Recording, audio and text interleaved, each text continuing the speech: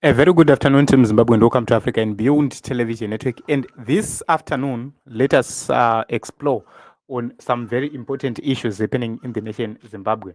Remember, ZANU PF has been on record to say they have plans to slap back the Americans in terms of the sanctions.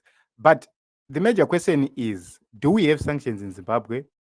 Why is ZANU PF continuously campaigning for the removal of sanctions? And let us first play this video.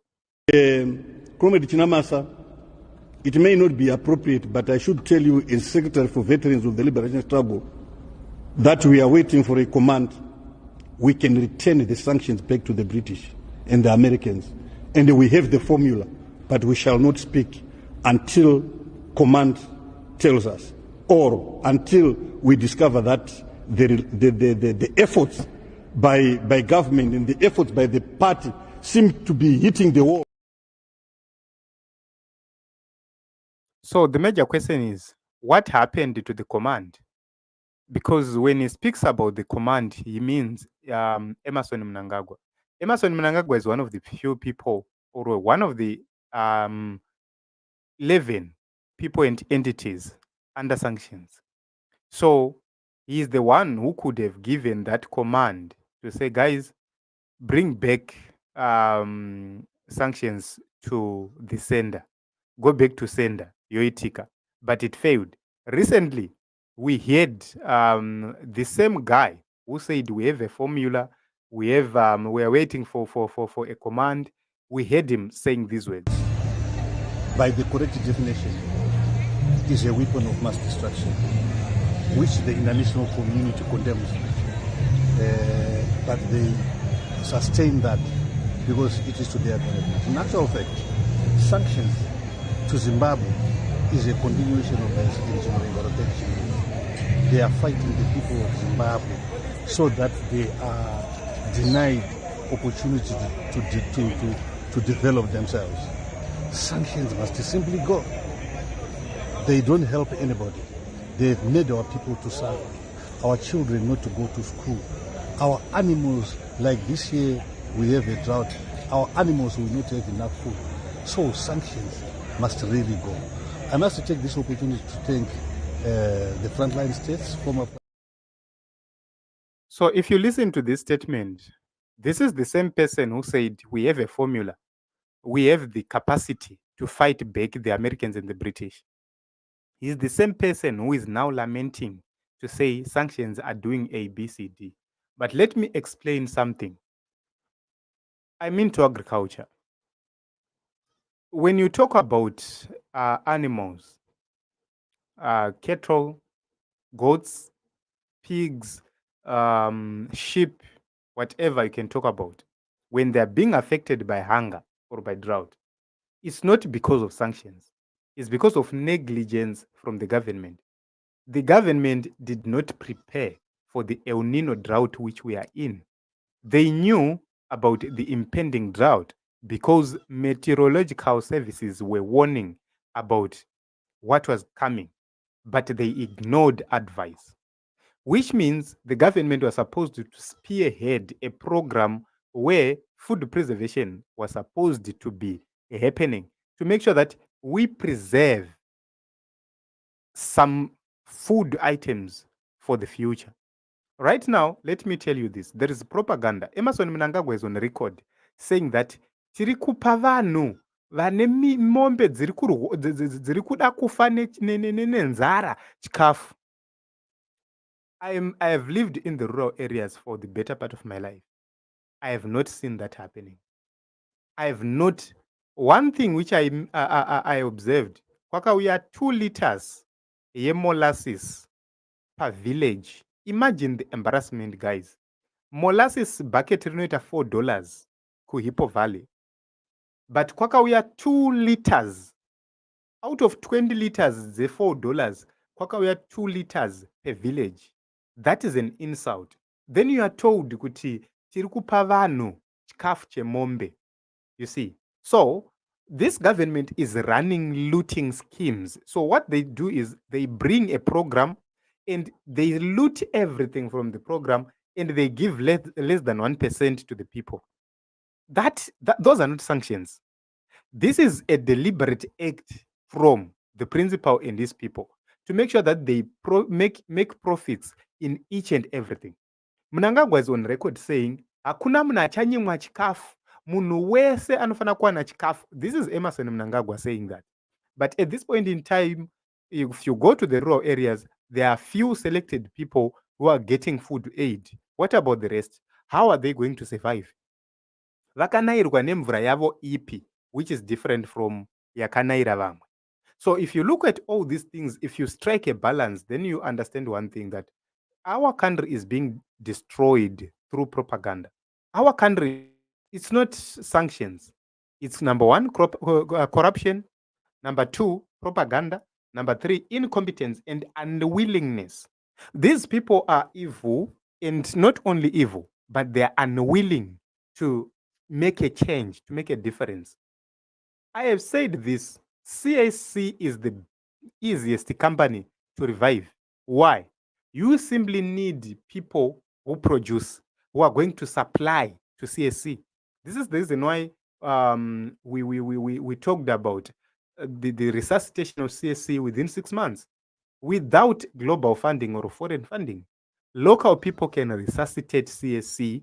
What we need is a government which is willing to harness all the resources and make sure that they use those resources to benefit the people.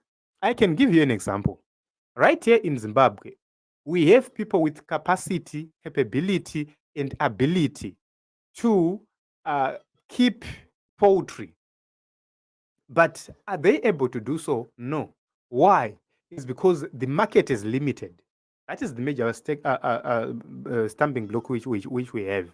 So you'd see that we have people with capacity, people with knowledge, people who are willing to put their resources to make sure that they venture into poultry farming. But where are they going to sell their produce profitably? No way. Which means the resuscitation of CSC does not need an investor. It just needs a willing government, which is going to make sure, okay, we are going to resuscitate the operations of CSC. For example, each and every province or district to have the abattoirs as before, or the processing plants as before. Then each and every person will produce, will then sell through CSC and will benefit. If you read on the policy yakanga yaskwana na Ian Smith then about CSC, about Dairy Board, about GMB, these marketing bodies were set up to put together the produce of white farmers so that they sell at lower costs and to better markets, so that they penetrate better markets as a team. Then they will benefit all of them. The problem which we have today is you go to Kotko. Kotko should be a grouping of people, of farmers who are putting their cotton together, sell it together, then benefit according to the kgs and grades. But now we have Kotko, which is now solely running to benefit the principals, running to benefit the CEOs, the top managements of Kotko. Yet the farmers who are supposed to make Kotko function are getting nothing. Do you think that that board will survive? No. So when we are talking about this issue of sanctions, this, you can actually see that it's not a matter of sanctions. It's not a matter of anything else. It's a matter of corruption, incompetence, mismanagement, looting, plunder, unwillingness. Because if these people simply applies the will, political will, to do certain things, it means less money in their pockets. It means less trips. It means they cannot send their kids to the best schools because vanengwasina mari yacho. So you can actually see that these are people who are taking advantage of our citizens and our people. So this is what's happening at this point in time in Zimbabwe. And I have played 2 critical videos right there. So if you joined us late, please revisit the beginning of this video. You'll be able to understand those 2 clips. Number 1, this man claimed that they can fight back the USA and the British and place sanctions back onto them. But recently, he was mourning, groaning, and crying about sanctions. But the major question is, do we still have sanctions in Zimbabwe? No. Sanctions were removed on Zimbabwe, and sanctions are on 11 people and entities only for the abuse of human rights, which means on the application of those sanctions, it's no longer considered as Zimbabwe or whatever. They are now facing individuals. So when you see investors not coming to Zimbabwe, it's not because of sanctions. It's because we have an unwilling government. Iri kuti munhu wese auya nemari munyika iri kuda cut. So if you want to bring 100 million into Zimbabwe, you must know that be ready to part ways with 30 million out of that 100 million, which means you will invest 70 million and 30 to 40 million you will pay it to some people, because uchauya onzi izvezvizvi isa 10%. After waisa 10% uchauya onzi ano kwazoita vamwe chef vanyowani iva vari kunetsa vada kutovharisa dhiri, saka isa imwe 5, woisa imwe 5 wozouya kwenzi shamari zvinhu zvedu zvakuda kutofamba mapepa uri kungomaona pasara iri neiri neiri, but chef ava vari kudawo 10 million yavo. Saka you'd see that investor anopedzisira aresikirwa nemari yakawanda, and investors communicate with each other. They tell each other the condition of business in your country. So that is the reason why we only end up with the Chinese and the Russians, matsotsi aya ndovatinosara tiinavo. The honest investors who want to invest, create jobs, build the economy up, bank their money, they will be chased away. I want to tell you this. South African company is facing a challenge to move 50 million United States dollars from Zimbabwe. This is a South African Airways company or airline. South African airline, they are failing to move their money from Zimbabwe.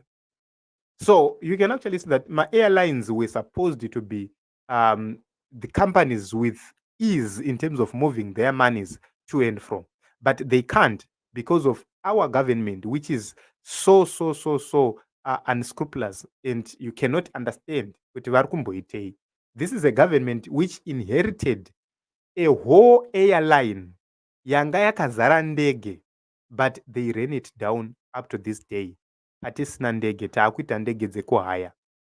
Zimbabwe haisina maflights to London, maflights to Europe, everywhere. They will tell you about sanctions, but no, those are not sanctions. It's because of bad governance, misgovernance, corruption. Kune ndege dzakapaka paRajim Mugabe dzisingazikanoti dzakabva kupi, dzakatengwa nani sei.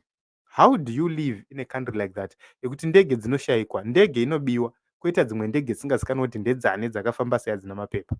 How do you live in such a country? Gold mafia, as much as they try to silence, to put to task some people who exposed the truth, it's a fact that these people are looters. Facts were exposed in gold mafia. We are losing a lot as a people of Zimbabwe. So this is it in Zimbabwe. Personally, the major question is, did Emmerson Mnangagwa fail to command his allies? Why are they now making some noise right now when they have capabilities to fight back the Americans and the British? It's because they use sanctions as a looting tool. They use sanctions as a scapegoat. They use sanctions as a blame for their incompetence and failure. These are people who are clueless. They know nothing except kutuka nekuba. So what do you expect kuona from everything when everything is being done vari kuzviita pachipolitics chavo? That is the problem which we have in Zimbabwe, kuti zvinongoitwa pachizano. Go to Israel. Israel works with the opposition. Go to so many countries. They recognize and work with the opposition in their countries for the development of their countries. They even consult the opposition on key decisions which affect the nations. For example, let's say that Israel's president is to, or prime minister is to step down, or if the opposition person is coming in, how are they going to continue with a certain policy? How are they going to continue fighting some wars? Because even if a new president comes, you cannot just wake up and withdraw. the military. No, you need to work on plans on how to withdraw them, which means there is need to have a conversation from the previous to the next government about what needs to be done, which means you must involve everyone. You must know kuti zvigaro zvatinazvo hazvisi permanent. Tinogona kumuka takarasikirwa nazvo. Hence the need to involve everybody in key decision making. That is the reason why ichiona nyika dzakaita sana Israel dzine inonzi war cabinet involve opposition leaders who make critical decisions in those bodies. In Zimbabwe, kana uri opposition unenge uchitonzi uri mutengesi. Uri mutengesi pakuita sei? Simply because you are differing with those who are in power. You are telling them to stop corruption and they will tell you uri mutengesi.